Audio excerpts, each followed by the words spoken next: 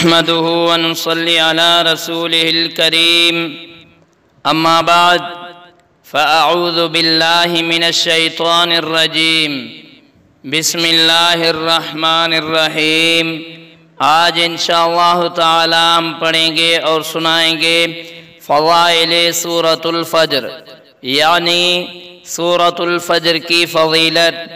فائدہ: یہ سورت دنیاوی آسانیوں اور آسائشوں کے لیے بہت مؤثر ہے۔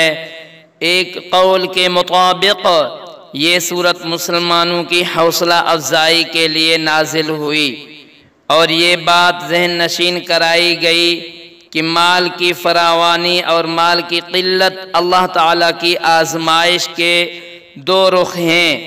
اس لیے مال کی کثرت سے یہ سمجھ لینا کہ وہ اللہ تعالیٰ کا منظور نظر ہے، یا افلاس کی زندگی بسر کرنے والے کے متعلق یہ خیال کرنا کہ وہ اللہ تعالیٰ کی نظروں سے گرا ہوا ہے، کسی طرح بھی درست نہیں۔ یہ دونوں چیزیں انسان کی آزمائش کا ذریعہ ہے۔ جس نے اس کی نعمتوں پر شکر ادا کیا اور مصائب میں صبر کا دامن نہ چھوڑا، وہ دربار خداوندی میں سرخرو اور کامیاب ہے۔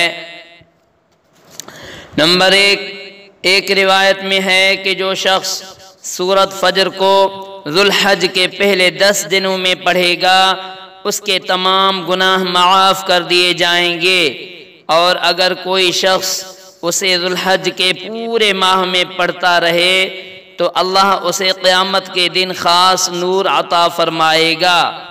نمبر 2، جو شخص اس سورت کو فجر کی نماز کے بعد روزانہ تلاوت کرنے کا معمول بنا لیتا ہے تو اللہ تعالیٰ اسے روحانی خوشی عطا فرماتے ہیں۔